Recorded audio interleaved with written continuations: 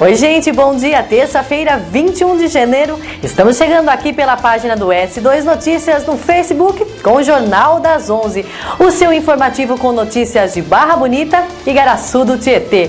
Terça-feira de tempo quente e não há probabilidades de chuva nesta terça aqui na nossa região. O Jornal das 11 traz informações do corpo do homem encontrado ontem no Rio Tietê. Saiba quais são os cursos oferecidos pelo Projeto Guri em 2020. O economista Reinaldo Cafeu comenta os vários feriados prolongados que terão neste ano. E hoje é o dia da religião. O historiador comenta a data. É agora, aqui no Jornal das 11.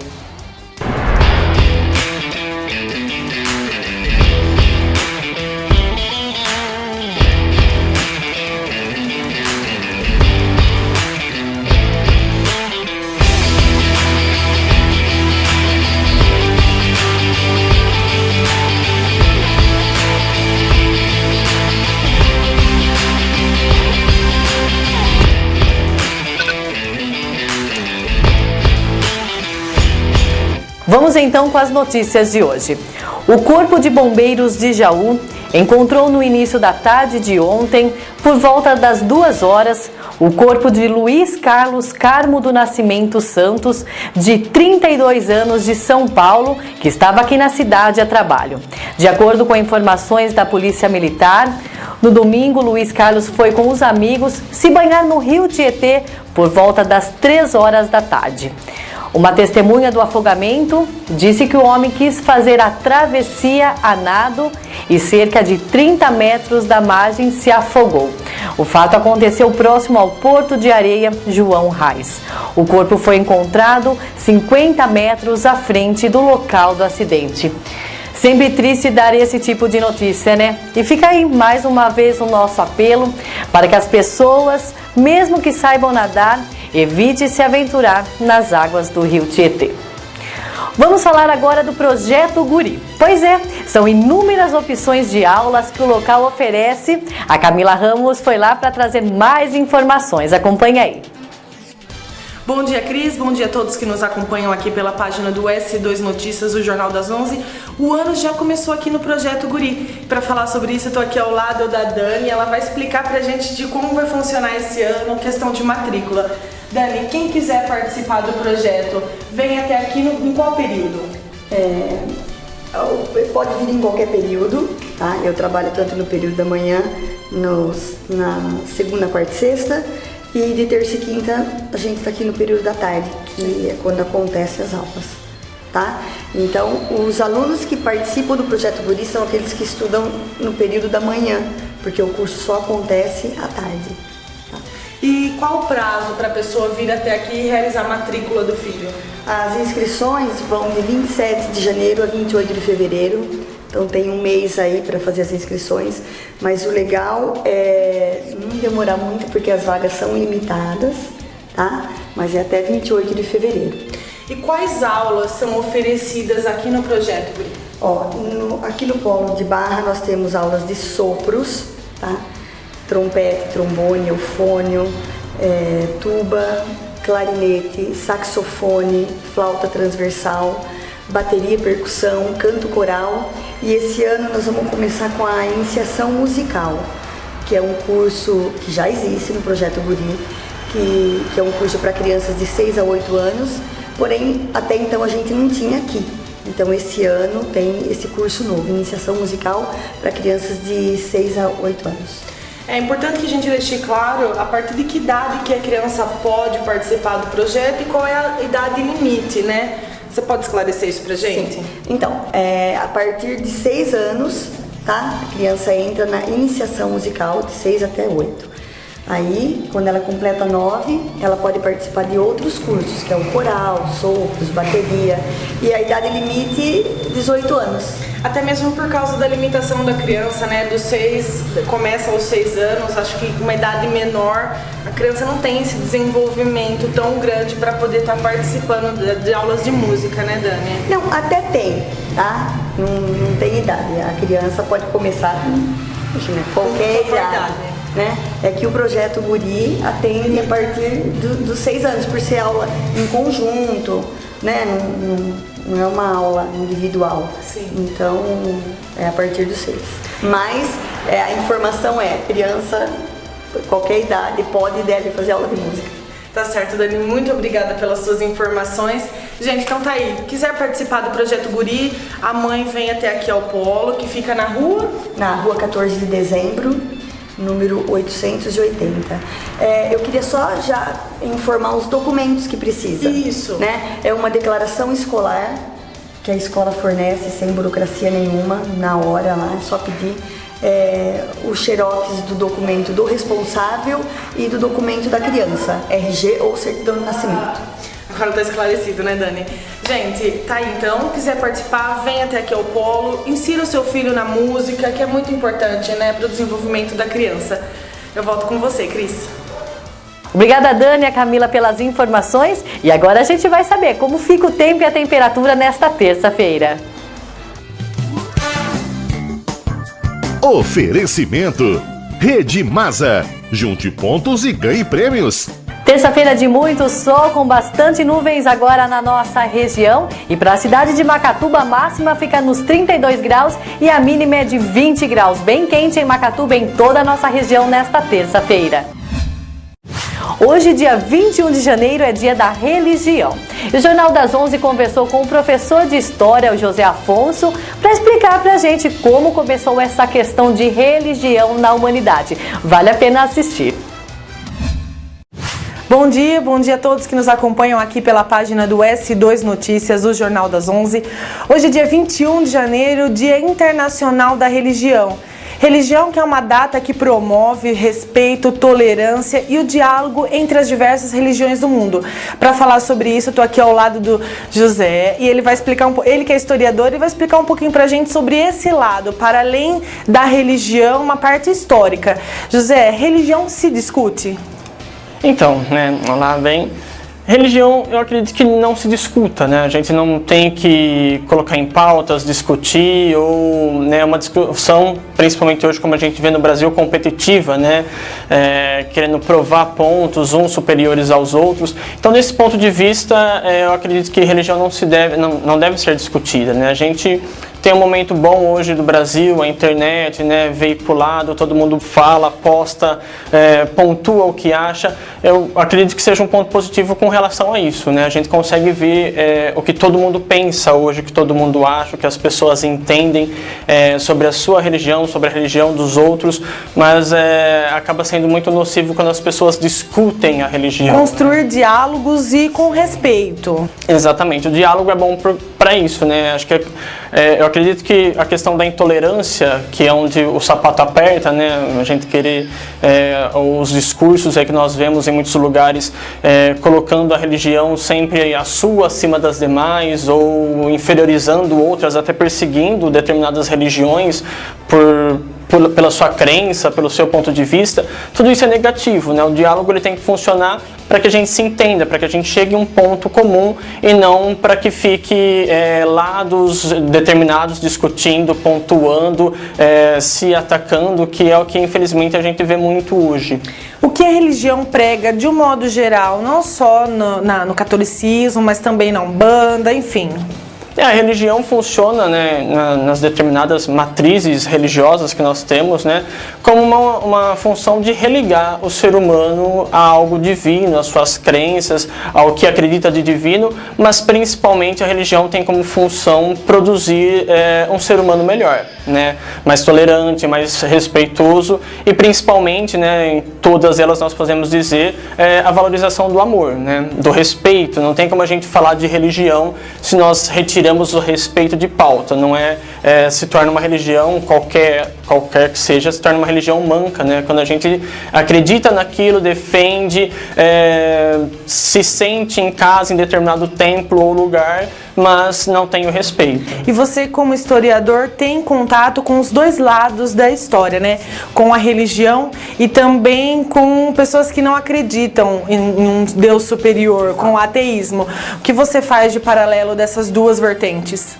Eu acho que a gente tem que se conhecer, nós estamos aqui para isso, o ser humano está aqui para isso, para se conhecer, para conhecer todo mundo, todas as ideias. Então tenho, né, profissionalmente e pessoalmente vários amigos, pessoas com quem eu trabalho, né, que têm outras religiões, que são ateus, que não acreditam e que a gente conversa numa boa, né? A pessoa não acreditar no que eu acredito, né, eu sou católico, no que eu acredito, não significa que ela está me atacando pessoalmente, muito pelo contrário, ela está simplesmente pontuando o que ela acha. Então tenho vários amigos que falam para mim, se um dia você vai se tocar que não existe nada mesmo, que não existe nenhum Deus, alguma coisa, você já se ligou disso, que morreu, acabou? Eu falei, não, cara, eu entendo e tal, mas eu acredito que a ideia seja essa, né? A gente não pode reduzir para um único grupo de pessoas, porque senão acredito que a gente acaba, né, não seria nenhum termo, mas emburrecendo.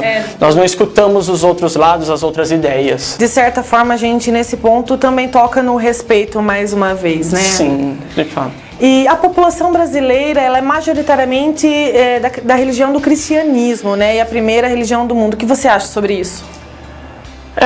O problema hoje é exatamente esse, né? Nós temos essa questão hoje. Nós temos aí na questão nacional a bancada da Bíblia, né? Que são muitos deputados, congressistas que são deliberadamente evangélicos, católicos, e não há problema nisso.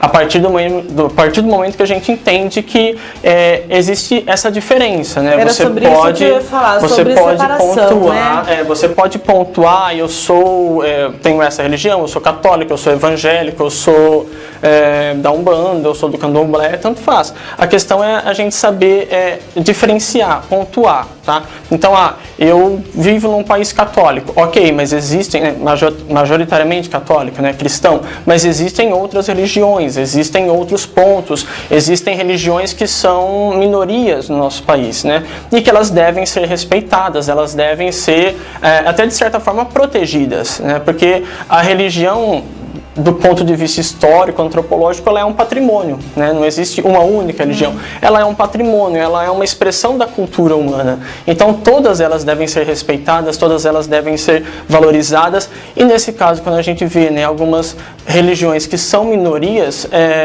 é muito comum a gente ter um olhar protetor com relação a elas, né? Ou que não tem a voz tão ativa, né? Como você dizia, né? Um país majoritariamente cristão, é comum que a gente entenda que muitas pessoas olham com estranheza, têm um preconceito, mas um discurso muito forte é esse, é um discurso de valorização das religiões não cristãs. Não porque é uma pauta, porque é algo, né, progressista, mas é porque elas precisam desse cuidado, elas são minorias.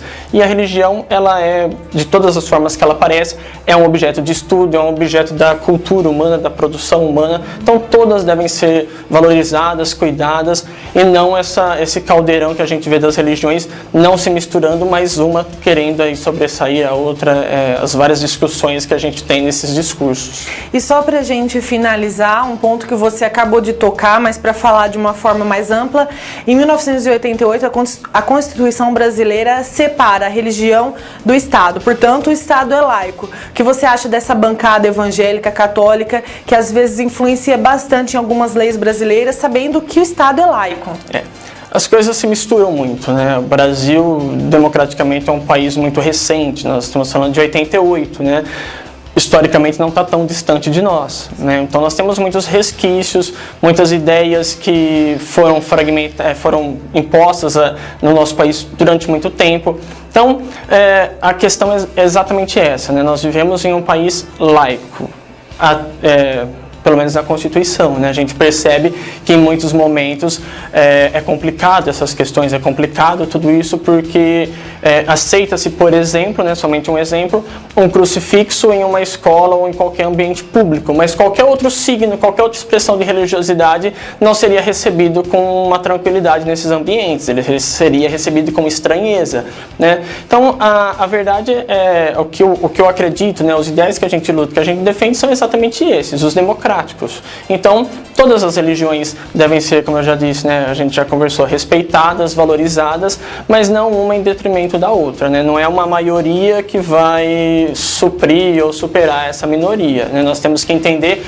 que discursos que prejudicam, afetam, até provocam, né, outras determinadas religiões, em nada eles contribuem propriamente para a sua religião, né? Eles não estão formando aqueles fiéis ou aqueles aqueles crentes daquela religião, os crentes que têm aquela fé, não está sendo formado, é simplesmente uma ideia prejudicial, um discurso de provocação, né, para tentar mostrar um ponto, né, eu sou, ou a minha religião é a ideal. Na verdade, quando a gente diz isso, muita gente sofre, né? Nós moramos numa cidade interior, bem menor, com proporções muito menores, mas basta a gente, hoje, com o advento da internet, né, abrir a internet e ver que muitos casos de intolerância, de terreiros que são destruídos, de pessoas que são reprimidas por conta da sua religião, ou de mostrar os signos da sua religião, é uma questão, assim, que a gente tem que discutir muito para poder evoluir. Tem que se atentar a isso, né? Sim. Você, como professor, há pouco tempo surgiu uma pauta no Congresso de inserir o ensino religioso nas escolas.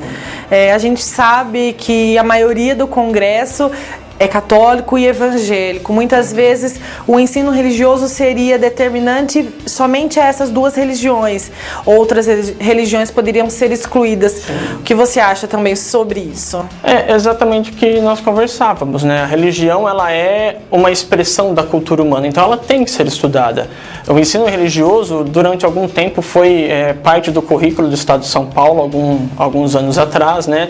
Hoje, pouquíssimo é tratado, ele é tratado de forma transversais em outras datas ou comemorações, mas a questão é exatamente essa. Nós precisamos ter um estudo, e do meu ponto de vista eu acho muito bom, ideal que se tenha um estudo, talvez de não uma disciplina específica, né, mas em temas transversais ali, que tratem de todas as religiões, né? Não simplesmente de uma. E esse é o grande problema, né, porque, por exemplo, se nós entrarmos em qualquer escola pública ou particular, a maioria dos alunos serão cristãos, né? Sim. Com certeza. E a partir do momento que nós falamos de outras religiões, muitas vezes nem as crianças têm esse preconceito, porque é um preconceito, mas nós temos problemas com pais, com órgãos da sociedade, que acham que na verdade é uma doutrina. Então você está ensinando o meu filho a ir a um terreiro, a ir a outra religião, a cultuar outra divindade. Não, a gente está apresentando aquilo que o ser humano construiu. Quando, na verdade, aquilo que é uma capacidade nossa, de nos relacionarmos e a partir dali também se relacionar com algo divino. E existem vários tipos, várias formas, vários mitos religiosos que são riquíssimos em si, mas o pé atrás é sempre esse, né? Será que não vai ser uma pauta em detrimento das demais, ou quando isso for apresentado, será que não vai ser polêmico? E geralmente porque infelizmente a gente ainda não está pronto para enxergar todas as religiões como algo ok. Tudo bem, eu tenho a minha, o outro tem a dele, isso faz parte nesse local, nessa região do Brasil, ou no Brasil todo, né?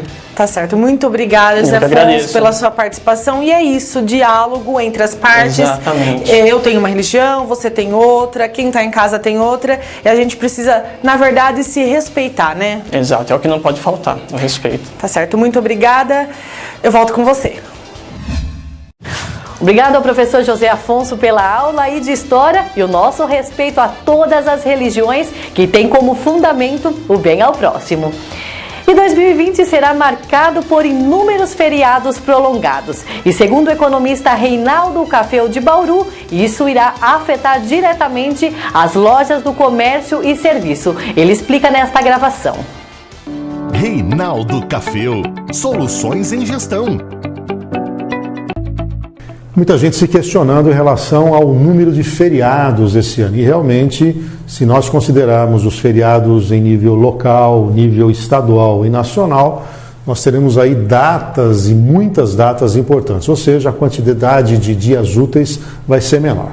Qual é o impacto disso do ponto de vista econômico? Diretamente no varejo. Varejo de compra presencial, esse de rua, certamente vai ser abalado. Você não consegue compensar a interrupção numa sexta-feira, vendendo mais no outro dia. O consumidor não está com essa disposição.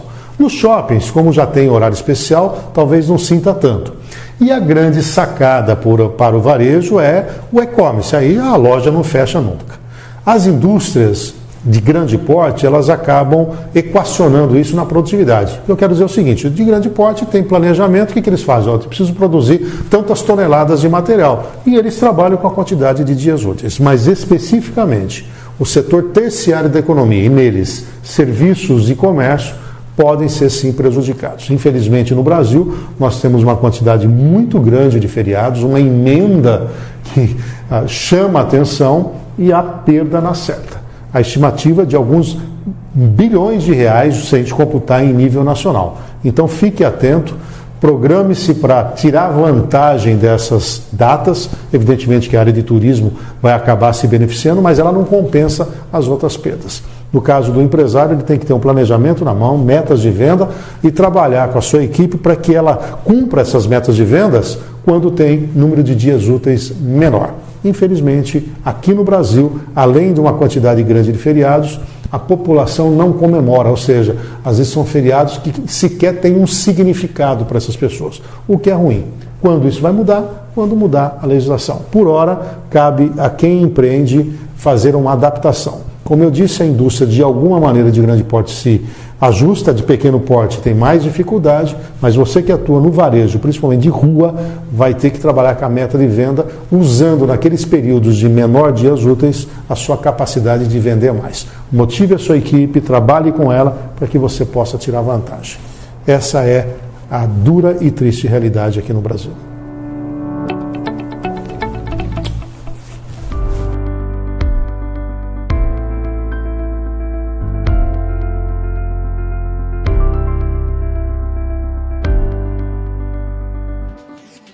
Obrigado pelas informações, Café. Sempre bom ter você aqui com a gente. Um grande abraço nosso aqui do S2 Notícias. Gente, o Jornal das 11 fica por aqui. Uma boa terça-feira para todo mundo. E amanhã eu tô de volta. Beijos. Tchau, tchau.